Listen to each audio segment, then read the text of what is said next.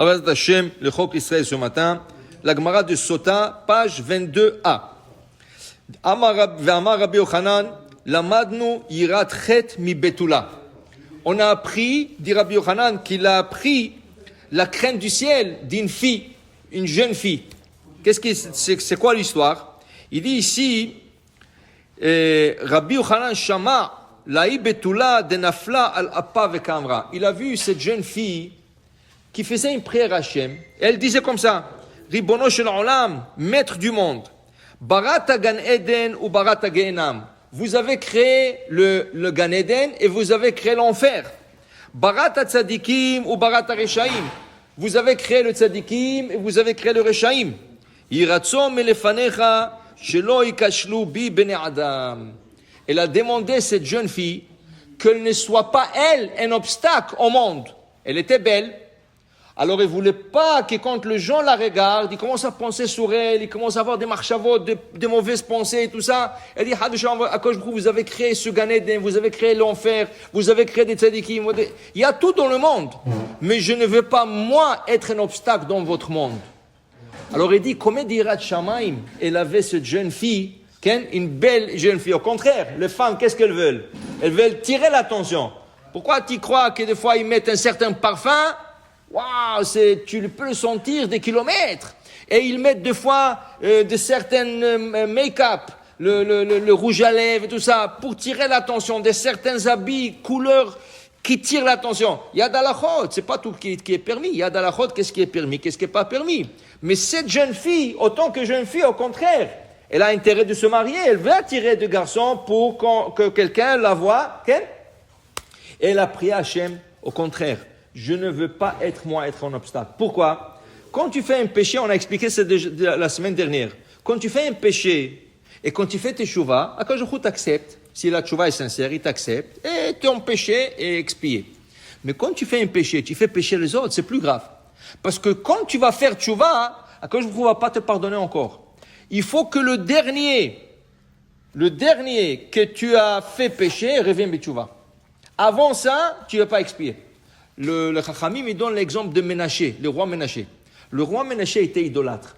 Et il a poussé le peuple d'Israël de pratiquer l'idolâtrie. À la fin, lui, il a fait teshuvah. Et la Gemara discute, yesh lo chelek began Eden ou en lo chelek began Eden. Il avait un grand miracle. Le roi de Ashur, à côté de Babylone, le roi d'Ashur est venu attaquer Israël. Il l'a attrapé, il l'a emmené là-bas chez lui. Ils lui ont mis dans une marmite avec de l'eau chaude, bouillante.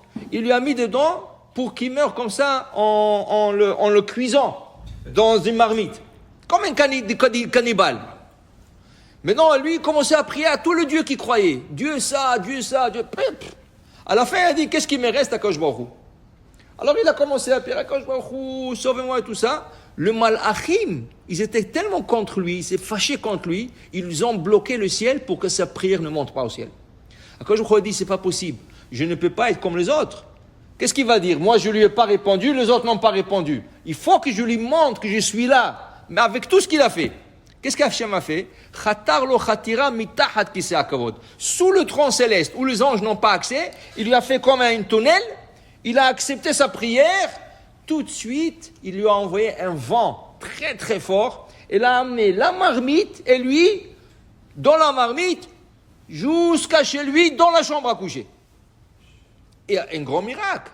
Lui, il a vu ça, il a dit, c'est pas possible. Tu peux pas, tu sais, quand tu as un miracle comme ça, tu peux pas rester... Il a fait teshuvah sur place.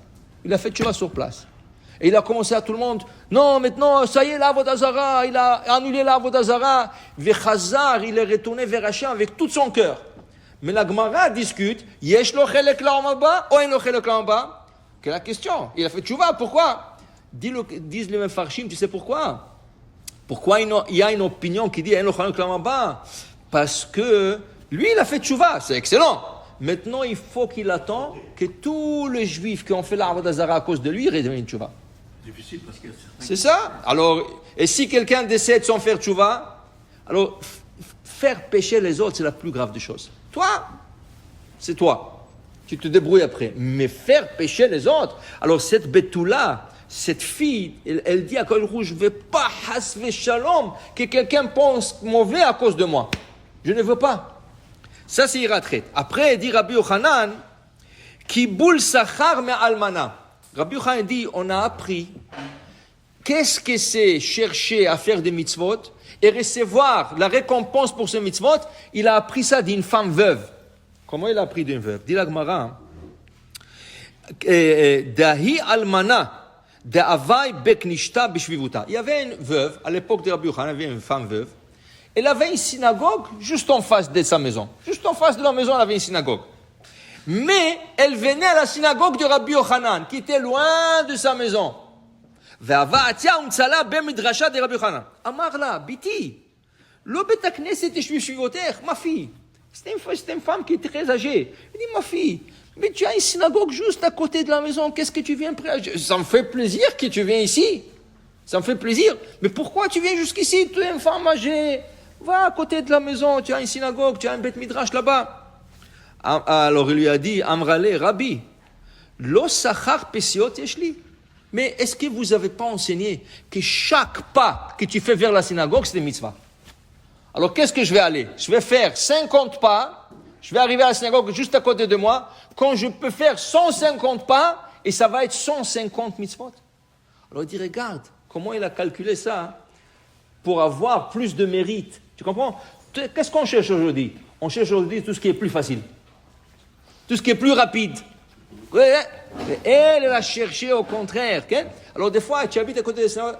Alors même quand tu viens en voiture, garde la voiture un peu loin de la synagogue pour que tu auras ce mérite de venir quelque part à la synagogue et pour recevoir le sachar. Tu comprends? Ça, c'est, Rabbi Yochanan dit que les deux choses, il a appris Irat Shamaim, Irat Chet d'une fille, une jeune fille, et Kibbul Sachar de cette veuve qui lui a enseigné que chaque pas, c'était mitzvah et ça serait bien de s'investir dedans. Amen, amen.